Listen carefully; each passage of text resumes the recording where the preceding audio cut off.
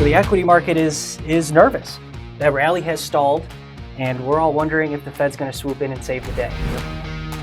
You've probably heard that if the first trading day of the year is negative, then that means the first month of the year is going to be negative, and then the whole year is shot. Well, our data and analysis actually shows that you actually have a pretty good chance of generating positive returns and having a solid outcome. So the Fed joined us in projecting 2 cuts for 2025, but how close are we to getting 4 cuts? Right on the edge. If you look at what they're really worried about, inflation, core PCE inflation, the unemployment rate. If the tariff price shock that everybody thinks is coming in Q1 is just half of what we were expecting, and then on the unemployment rate side, you're only 175,000 unemployed persons away from that unemployment rate moving up to 4.4%. Those two things combined, plug those into any Fed model like the one that we have, and it would suggest 4 to 5 cuts next year. Welcome to the Outlook by CAP STRAT. Mike, first outlook of 2025. Already a precarious position for markets. We talked to our viewers late last year, post-election, how the equity market would be looking for 3 specific things from the bond market in order to have this sort of permission to continue rallying, right? And we specifically said 10-year Treasury yield below 4.5%, consecutive rate cuts priced in, and break-even inflation expectations staying below 2.5%. And as we sit here today, we are 043. Yep. Right? So the equity market is nervous. That rally has stalled, and we're all wondering if the Fed's going to swoop in and save the day. The first place we should look is, how do we get more cuts priced in? And maybe that starts with, why have cuts been priced out? At the December FOMC meeting, it's a quarterly meeting, so the Fed issues their dot plot and their summary of economic projections, and they just moved right towards our outlook. They also now are thinking 2 rate cuts in 2025. They cut during that meeting, but it was termed a hawkish cut because if you look at the difference between what they were projecting when they met in September, a Fed funds rate at the end of 2025 at 3.4 versus what they're expecting now, a Fed funds rate at the end of 2025 of 3.9, you lost 2 cuts. And that was sort of the last thing that went from, okay, the equity market is stalling out here to now we're going in the wrong direction. So how do we get more rate cuts priced in? And if you look at the rest of the summary of economic projections and you think back to what the Fed has said, Jerome Powell specifically said in November, with regards to factoring in these Trump 2.0 policies into the Fed's outlook for interest rates. We do not guess, we do not speculate, we do not assume. And we said at the time, we know why you said that, but it's not true. And when you look at the summary of economic projections, it's clear that he was not being truthful when he said that. Maybe you reframe that and you say the Fed does forecast, they do model, they do stress test, whatever wonkyism you want to throw around it. But if you look at that summary of economic projections, their expectations for unemployment were almost unchanged. Their expectations for growth were almost unchanged. But somehow the expectations for core inflation went way up. What happened between September and December that would cause any rational person to sharply increase their inflation expectations for 2025? The election, the Republican sweep, and the threat of tariffs. There's some speculating, guessing, assuming going on here. Now, if you take our inflation forecasts, we assume that in February and March, there's going to be tariffs that are implemented, and that's going to cause a price shock to the month-over-month rate of inflation in those 2 months. We assume 0.2% increase in core PCE beyond what we were already expecting in February and in March. If that gets ratcheted down to 0.1%, right, which is very reasonable. If these tariffs are watered down, if they're not retaliated as much as one would expect, or the costs aren't passed on to consumers, it's very reasonable, right? You assume that, and you assume the unemployment rate, instead of being 4.3 for all of next year, it's at 4.4. Yeah. Then this same model suggests the Fed funds rate at the end of next year should be close to 3%. Yeah. We are on the razor's edge, right? There's at least 2 rate cuts here within the margin of error, margin of uncertainty. And we'll unpack the unemployment rate just a little bit more in a second here, just to show how close we are to that razor's edge. But an important note on the tariff front it doesn't even need to necessarily be a smaller actual impact from tariffs. It could also be a greater willingness from the Fed to look through the impact of those tariffs, noting that they are a one-time impact to prices, potentially. And the Teal book from back in 2018, 2019 indicates that they may be willing to do that based on their modeling and projections, or whatever word they want to use. But from an unemployment standpoint, we're close. Right. The numbers aren't big when you break them down into individuals that would need to become unemployed to put us in a much tougher spot. Yeah, if you look at the blue lines, that's the unemployment rate, 4.246. So what does that actually mean? That means to get to 4.3%, you just need 7,000 more unemployed people. That's it. It's basically a rounding error. And then you say, well, that doesn't really move the needle. That's in line with everyone's expectations. What about to get to 4.4%, which is a number where our initial Taylor rule model starts to tip towards more rate cuts? That's just 175,000 individuals being unemployed. So put that in some context. Last year, the labor force grew by over 1 million, and the number of unemployed persons grew by over 1 million. So 175,000 is just seasonal volatility. You know, we're of the opinion that even if 175,000 new entrants come to the labor force and can't find a job, and the unemployment rate goes up to 4.4%, we're not particularly worried about that, because there's this low hiring, low firing dynamic going on. The jobless claims are so low, the unemployment rate is rising, but it's not because people are losing their incomes. And we're seeing this dynamic in the data once again. If you look at the labor force flows, this is something that the Fed is worrying about that's going to scare them into more cuts potentially, even though they really shouldn't be too worried about it. But what's happening is if you're unemployed, you're not finding a job. The flows from unemployed to employed have fallen off of a cliff over the last 2 months. If you're unemployed, it's going to be tough. Now, when that happens, while the unemployment rate is rising, that historically is sort of like a death cross if you're monitoring the labor market. That's what the Fed's worried about. We're not particularly worried about it for the reasons we stated, but it's what we're saying here, it's totally plausible if we start getting new entrants into the labor force, that unemployment rate is going to rise for benign reasons and scare the Fed into more cuts.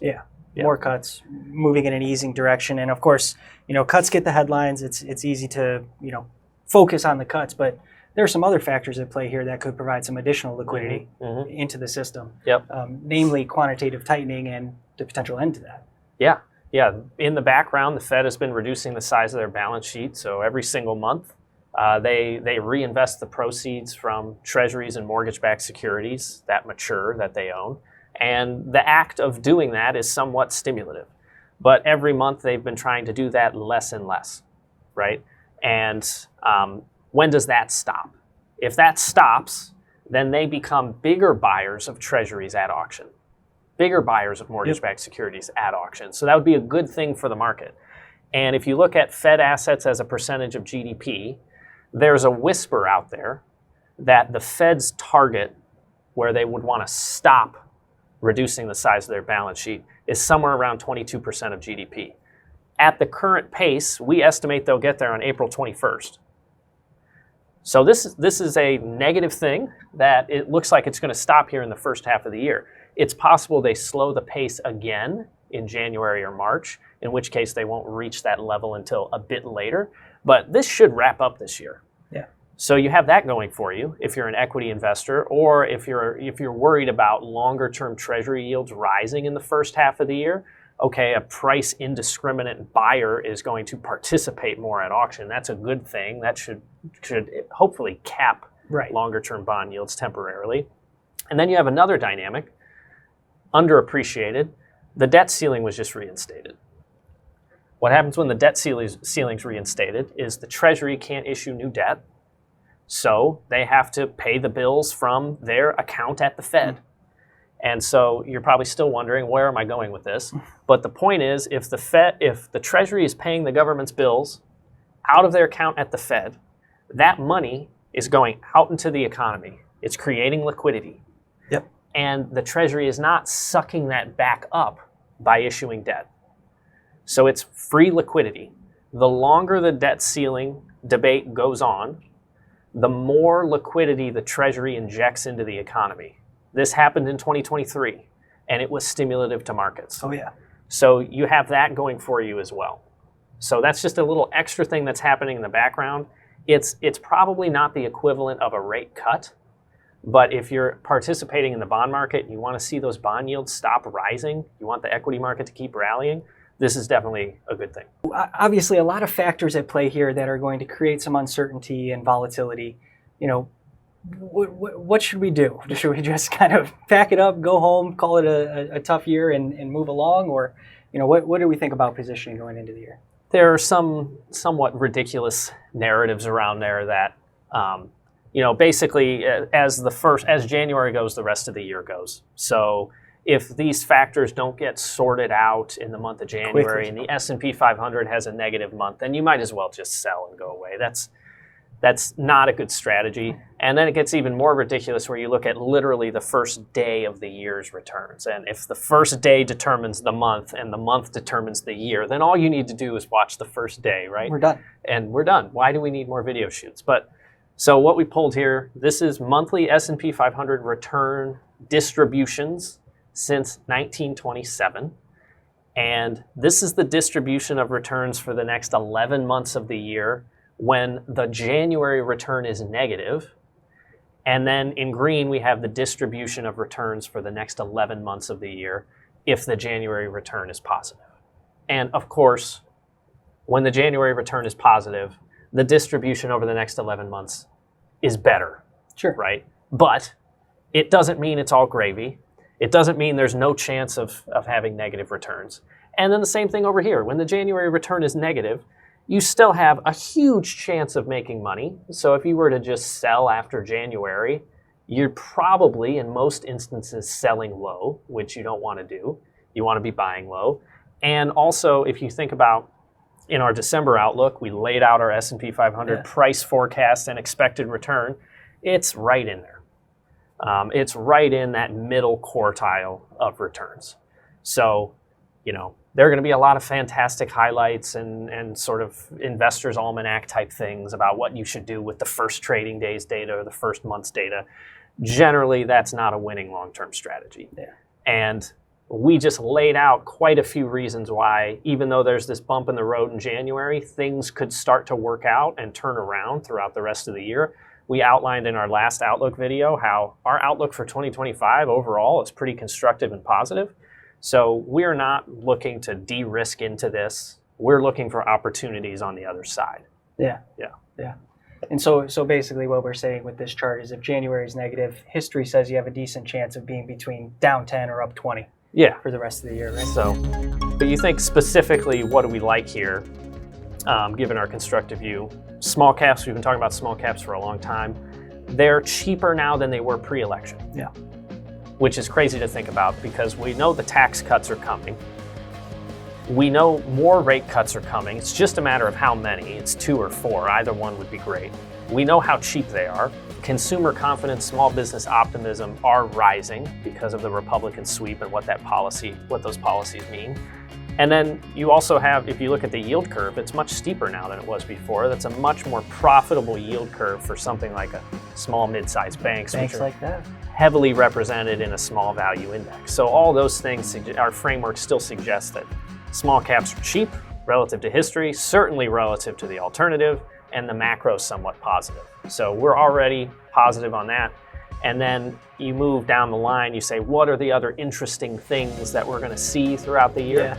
Foreign equities are starting to look contrarian. The valuations are cheap. The equity valuations and the currency valuations are extremely cheap. This US exceptionalism narrative is fully baked in. So the macro still isn't great. So as we get throughout the year and we start to build out forecasts for 2026, that could start to shift our macro in a direction where, you know, maybe foreign equities start to look attractive. We have a tendency to be early, so you know this may not play out till Q2 at the earliest. And then the last thing is duration. It seems crazy to think buying longer term bonds when we know tax cuts are coming and we know the trajectory of our fiscal deficit.